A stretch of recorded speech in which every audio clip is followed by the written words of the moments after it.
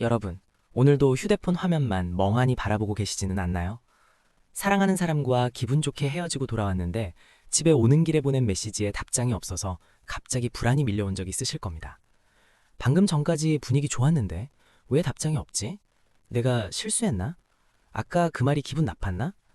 꼬리에 꼬리를 무는 생각들 때문에 결국 밤을 지새우죠. 반대로 이런 분들도 계실 거예요. 연인이 너무 좋긴 한데 그 사람이 나에게 너무 많은 것을 기대하거나 시도 때도 없이 연락을 해오면 왠지 모르게 숨이 턱 막히는 기분 말이에요. 나만의 시간이 필요해서 잠깐 거리를 뒀을 뿐인데 상대방이 왜 그러냐고 다그치면 그 사람 자체가 버겁게 느껴져서 차라리 혼자 있고 싶다는 생각에 도망치듯 동굴 속으로 숨어버리게 되죠. 우리는 보통 이걸 성격 차이라고 부르며 넘겨버리곤 합니다. 하지만 이건 단순한 성향의 문제가 아닙니다. 우리 마음 깊숙한 곳에 뿌리내린 애착의 방식이 다르기 때문에 발생하는 필연적인 충돌이죠. 오늘은 왜 어떤 사람은 사랑할수록 매달리고 어떤 사람은 사랑할수록 도망가는지 그 지독하고도 슬픈 연애의 굴레에 대해 이야기해보려 합니다. 지금 이 순간에도 관계 때문에 밤잠을 설치고 있는 당신을 위해 준비했습니다. 먼저 우리 주변에서 흔히 볼 수 있는 불안형에 대해 이야기해볼게요. 불안형인 사람들은 연애를 시작하면 세상의 중심이 온통 상대방에게로 옮겨갑니다. 이들에게 사랑은 가장 큰 행복인 동시에 가장 큰 위협이기도 해요. 이들의 뇌 속에는 아주 예민한 레이더가 하나 설치되어 있다고 생각하면 쉽습니다. 상대방의 목소리 톤이 조금만 낮아져도 평소에 쓰던 이모티콘 하나만 빠져도 그 레이더는 즉각 비상벨을 울립니다. 나를 사랑하지 않는 걸까? 곧 떠나버리면 어떡하지? 이런 공포는 사실 이들의 잘못이 아닙니다. 어린 시절 일관되지 않은 양육 태도 아래에서 자라며 내가 울어야만 나를 봐주는구나 혹은 언제 사랑이 끊길지 몰라 라는 불안감을 학습했기 때문이죠. 그래서 어른이 된 지금도 연인의 반응 하나하나에 자신의 존재 가치를 거는 겁니다. 불안형이 가장 힘들어하는 건 상대방과의 거리입니다. 연락이 안 되면 머릿속에서는 이미 이별 드라마 한 편이 뚝딱 완성됩니다. 그 불안감을 견디다 못해 결국 상대를 들볶거나 화를 내거나 혹은 질투를 유발하려고 애를 쓰죠. 심리학에서는 이걸 항의 행동이라고 불러요. 사실 그 속마음은 제발 나를 버리지 마, 나 지금 너무 무서워 라고 외치고 있는 건데 겉으로 나가는 말은 너 왜 연락 안 해? 나 무시해? 라는 날선 공격이 되어버립니다. 그리고 이 날선 공격은 안타깝게도 이들이 가장 두려워하는 결과인 상대의 이별 선언을 앞당기는 비극적인 도구가 되기도 합니다. 자, 이제 그 반대편에 서 있는 사람들, 회피형에 대해 알아볼까요? 불안형이 상대를 쫓아가는 사람이라면 회피형은 상대가 다가올수록 뒷걸음질 치는 사람들입니다. 겉으로 보기에 이들은 아주 쿨하고 독립적인 것처럼 보입니다. 나는 연애에 목매지 않아. 혼자서도 충분히 행복해. 라고 말하며 여유로운 척하죠. 하지만 이들의 쿨함은 사실 아주 두꺼운 방어막일 뿐입니다. 회피형의 내면에는 타인에게 의지하는 것은 위험하다는 뿌리 깊은 불신이 자리 잡고 있습니다. 아마 이들은 어린 시절 자신이 힘들 때 도움을 청해도 거절당하거나 무관심한 반응을 경험했을 확률이 높아요. 그래서 상처받지 않으려면 마음을 주지 말아야겠다라는 슬픈 결론을 내린 채 성인이 된 겁니다. 이들에게 친밀함이란 곧 자유의 상실이자 약점이 노출되는 일이에요. 연애가 깊어지고 상대방이 진지한 대화를 원하면 회피형의 머릿속에는 경고가 울립니다. 너무 가까워! 도망쳐! 이때부터 이들은 상대방의 단점을 억지로 찾아내기 시작합니다. 저 사람은 웃음소리가 너무 커서 나랑 안 맞아. 저 사람은 너무 의존적이야. 같은 핑계를 대며 스스로 감정을 식히려고 애를 쓰죠. 연락을 피하고 바쁘다는 핑계를 대며 감정적인 대화를 회피하며 동굴 속으로 들어갑니다.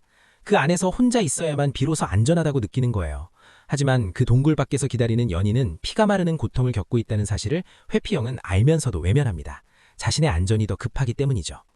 정말 아이러니하게도 세상은 참 짓궂습니다.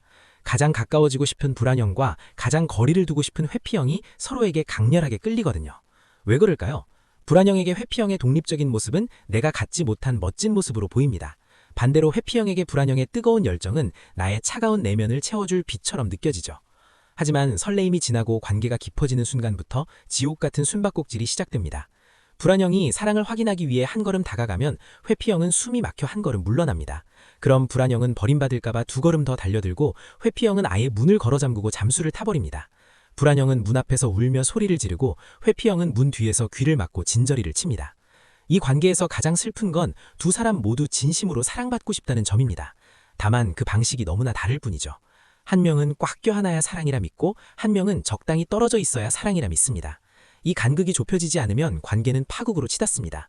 불안형은 자존감이 바닥까지 깎인 채 내가 문제인가 봐 라며 자책하고, 회피형은 누굴 만나도 나는 안 되나 봐 하며 다시는 마음을 열지 않겠다고 다짐하며 더 깊은 동굴 속으로 들어갑니다. 그렇다면 우리는 이 지독한 굴레에서 영영 벗어날 수 없는 걸까요? 아니요, 절대 그렇지 않습니다. 우리의 애착 유형은 고정된 운명이 아니라 우리가 어떤 노력을 하느냐에 따라 변화할 수 있는 상태에 가깝기 때문입니다. 심리학에서는 이걸 획득된 안정형이라고 불러요. 만약 당신이 불안형이라면 가장 먼저 해야 할 일은 자신의 불안을 객관적으로 바라보는 연습입니다.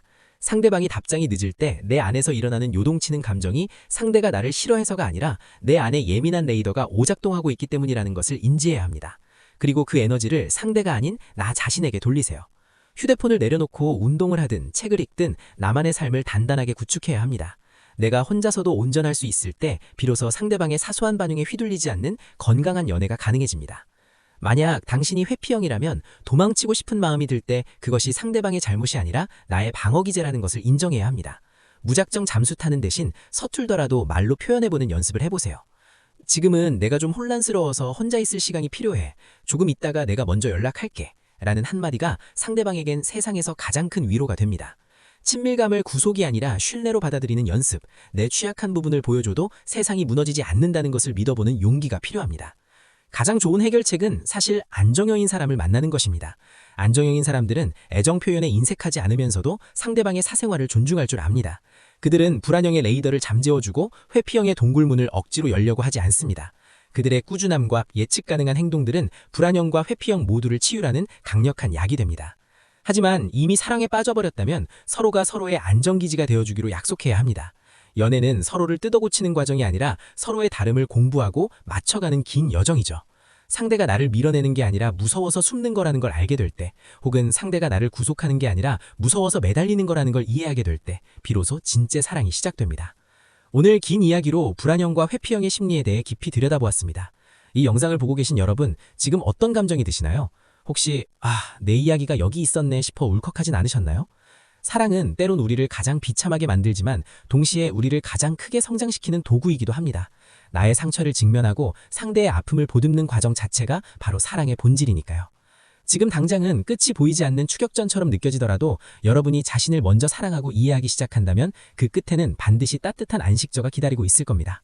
오늘 이야기가 여러분의 마음을 조금이나마 어루만져 주었기를 바랍니다.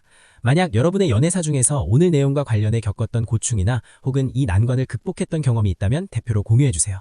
여러분의 사연 하나하나가 누군가에게는 큰 위로와 답이 될 수 있습니다. 오늘 영상이 좋으셨다면 구독과 좋아요 부탁드리고요. 저는 다음에도 여러분의 마음을 시원하게 뚫어줄 통찰 있는 주제로 돌아오겠습니다. 지금까지 알아두면 쓸데없는 심리 잡사전 알쓸심잡이었습니다. 감사합니다.